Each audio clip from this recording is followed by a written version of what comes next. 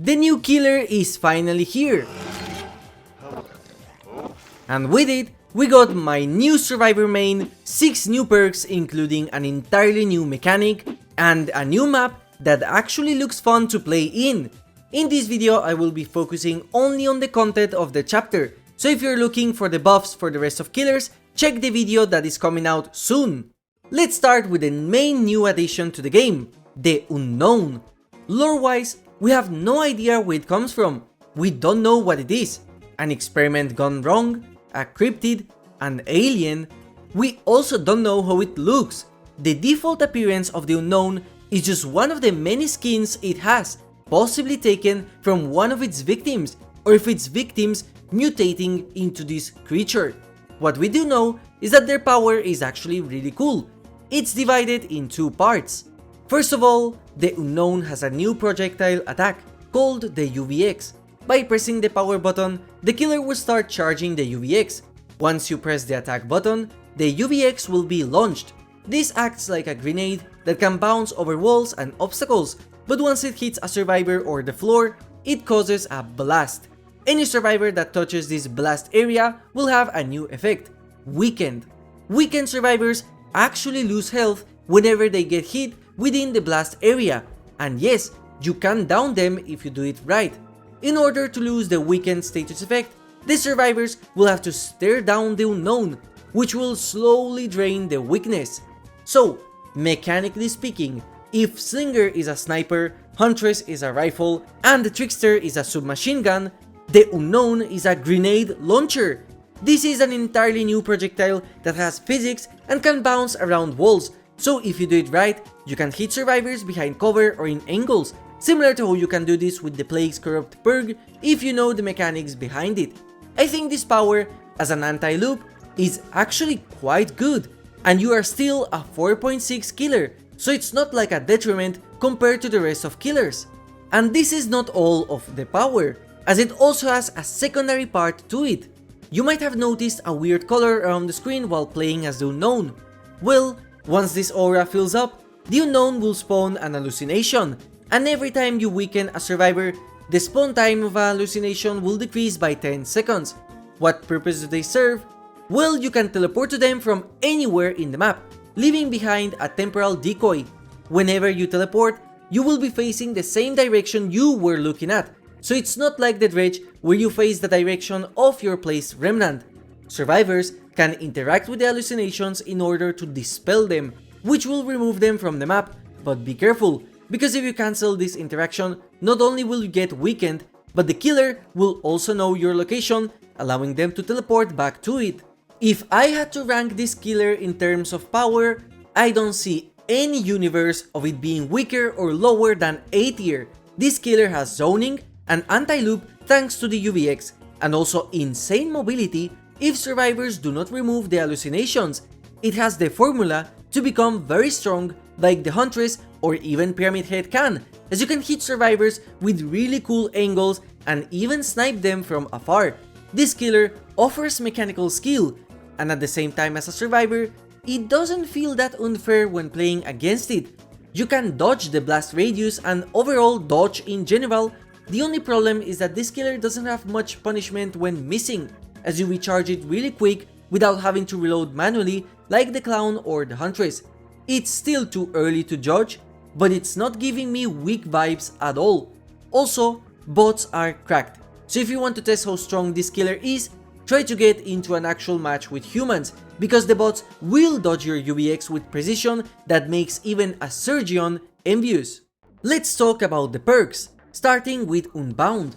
This perk activates for 30 seconds after injuring a survivor by any means.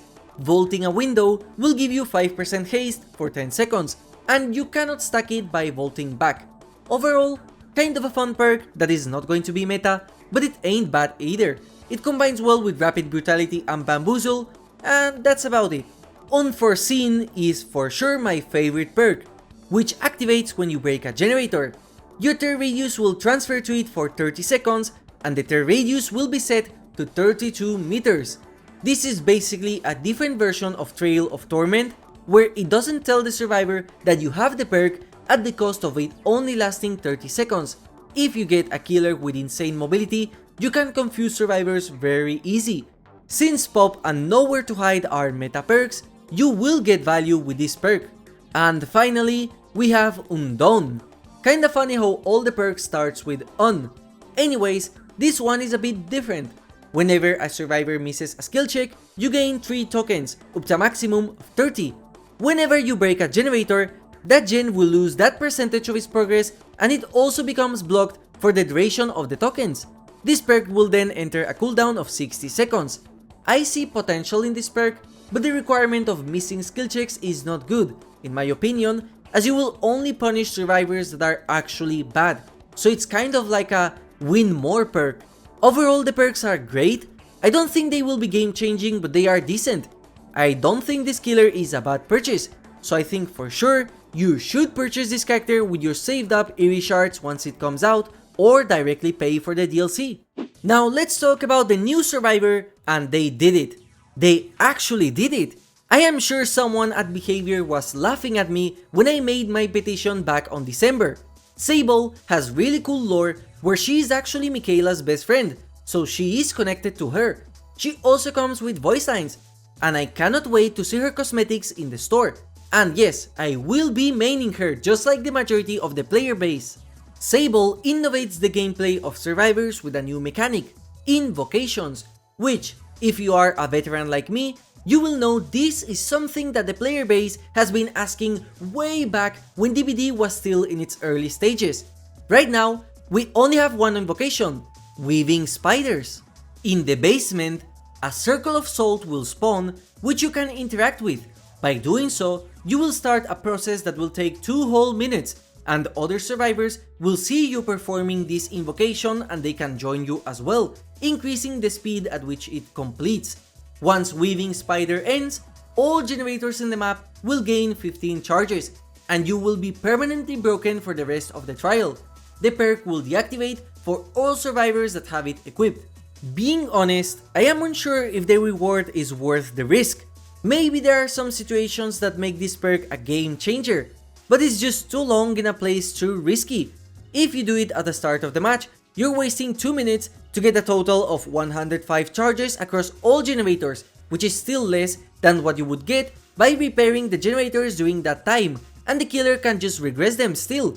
I assume and understand that the devs went with the easy way out, so they didn't make this perk overpowered, as depending on the map, the basement might be very far away from all the action, thus forcing killers to path there or use the perk Territorial Imperative, which is finally usable.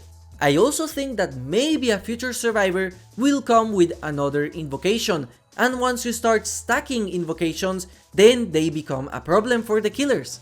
Also, isn't it interesting how both Michaela and Sable, the two friends, added a new mechanic perk system for survivors, Michaela with boons, and now Sable with invocations. Going back to her perks, next up we have Strength in Shadows, a perk that allows you to heal when you are inside the basement and also reveals the position of the killer for 10 seconds after you finish. You don't have to go all the way down for this perk to activate, as it works on the stairs. It's a fun perk, but it's not game changing. And finally, we have Wicked, a perk that currently has an effect that is a placeholder, which will be made base kit when the patch releases. I don't know what effect it will have, so I can't say much right now. We will still have to see what the new Wicked perk will do, and her other 2 perks have a basement gimmick, so if you are new to the game, do not use these perks. If you're experienced, however, then I guess with a team of friends, you can make some interesting plays, and it also makes the basement spawn offerings have a use as a survivor finally. And last but not least, let's talk about the new map, Greenville Square, a map that is part of the Withered Idol realm, just like the Garden of Joy. But this map is actually really cool, and I didn't notice any crazy unbalanced loops. Visually, this map is gorgeous. I love the colors of it, the random arcades over the map, the 80s vibe, and the amount of detail it has everywhere. There are a lot of interesting random things, like the movie posters on the cinema, and even a tag made by Sable and Michaela behind the Plaza statue. Sadly, no, the generator does not turn on a movie in the cinema, but I think this is either an Easter egg that can be activated somehow, or it's not implemented in the PTB, but that doesn't mean that this map is bad at all. It's fantastic! This is one of my favorite maps in the entire game in terms of visuals, and more reason why I would have loved a neon map for the Trickster inspired on the streets of Korea, or his recording studio. This map includes a new type of loop that has two palettes side by side, which is interesting, and I love that the devs experiment with new variations just to spice the gameplay up. What I don't like is the absurdly crazy off-sync bug that is happening in the Autohaven maps, where the map will generate with the incorrect collision, I assume, which leads to a completely broken game where hooks will incorrectly spawn, chests will float because there is supposed to be a hill over there, and pallets will stand in the middle of nowhere. I hope this is fixed before release. Overall, I would rate this chapter a solid 9 out of 10. I kinda wish that the killer had a creepier power, and I find it disappointing that I cannot crawl with them like in the promotional teasers. Speed seemed to be a huge part of its power based around teasers, but the killer doesn't have super speed in gameplay. That's my only problem with this chapter. But either way, it's one of the best chapters Behavior has ever done, and I am really excited to finally be able to play as the Unknown and Sable when the patch comes out on the 12th of March. Let me know your thoughts about this chapter. Thank you for watching and have a nice day.